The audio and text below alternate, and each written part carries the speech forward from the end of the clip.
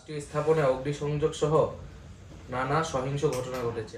কোটা সংস্কার আন্দোলনের সব কর্মসূচি প্রত্যাহারের ঘোষণা দিয়েছেন বৈষম্য বিরোধী ছাত্র আন্দোলনের 6 সমন্বয়ক হলেন মোহাম্মদ নাহিদ ইসলাম, মোহাম্মদ সার্জিজ আলম, হাসনাত আবদুল্লাহ, মোহাম্মদ আবু বাকের মজুমদার, আসিফ মাহমুদ ও নুসরাত তাবাসুম। রোববার 28 জুলাই রাতে ঢাকা মহানগর গোয়েন্দা পুলিশ ডিবির সঙ্গে আলোচনা শেষে ডিবি কার্যালয় থেকে এক ভিডিও বার্তায় এই ঘোষণা দেন সমন্বয়ক মোহাম্মদ নাহিদ ইসলাম। এ সময় অন্য 5 সমন্বয়ক তার সঙ্গে ছিলেন। সার্বিক স্বার্থে আমরা এই মুহূর্তে থেকে আমাদের কর্মসূচি প্রত্যাহার করছি। মোহাম্মদ নাহিদ ইসলাম বলেন, কোটা সংস্কার আন্দোলন ও তার পরিপ্রেক্ষিতে উদ্ভূত পরিস্থিতিতে অনেকে অপ্রত্যাশিতভাবে আহত ও নিহত হয়েছেন। তাছাড়া রাষ্ট্রীয় স্থাপনায় অগ্নিসংযোগ সহ নানা সহিংস ঘটনা ঘটেছে। আমরা এসব অনাকাঙ্ক্ষিত ঘটনার তীব্র নিন্দা জানাই এবং সুষ্ঠু তদন্ত সাপেক্ষে দ্রুত বিচারের দাবি জানাচ্ছি।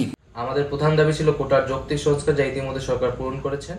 তিনি আরও বলেন, আমাদের প্রধান দাবি ছিল কোটার যৌক্তিক সংস্কার, যা ইতিমধ্যে সরকার পূরণ করেছে। এখন শিক্ষার সুষ্ঠু পরিবেশ নিশ্চিত করার লক্ষ্যে দ্রুত শিক্ষা প্রতিষ্ঠান খুলে দেওয়ার জন্য সরকারের প্রতি জোর আহ্বান জানাই। সার্বিক স্বার্থে আমরা এই মুহূর্ত থেকে আমাদের কর্মসূচি প্রত্যাহার করছি। এই বিষয়ে জানতে চাইলে বৈষম্য বিরোধী ছাত্র আন্দোলনের সমন্বয়ক আব্দুল কাদের বলেন, সমন্বয়কদের জিম্মি করে স্টেটমেন্ট দেওয়া হয়েছে। সমন্বয়করা ভয়ভীতির মুখে গোয়েন্দা সংস্থার লিখে দেওয়া বক্তব্য রিডিং পড়েছে। আমরা সেই বক্তব্য প্রত্যাখ্যান করছি এবং জোরপূর্বক বক্তব্য আদায় করার প্রতিবাদ জানাচ্ছি। আমাদের আন্দোলন চলবে। আরেক সমন্বয়ক আব্দুল হান্নান মাসুদ বলেন, ডিবি কার্যালয়ে সমন্বয়কদের ব্ল্যাকমেল করে লিখিত বক্তব্য পাঠ করানো হয়েছে। এই বিবৃতি ছাত্র সমাজ মেনে নেবে না। সহ সমন্বয়ক হাসিব আল ইসলাম বলেন, তারা কেন এমন সিদ্ধান্ত নিল আমরা জানি না। এমন সিদ্ধান্ত শোনার জন্য আমরা প্রস্তুত ছিলাম না।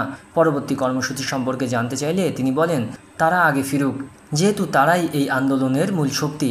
তাদের সঙ্গে সবাই বসে আমরা জানতে পারবো কি কারণ ছিল এর পিছনে। এরপর আমরা আমাদের সিদ্ধান্ত জানাবো।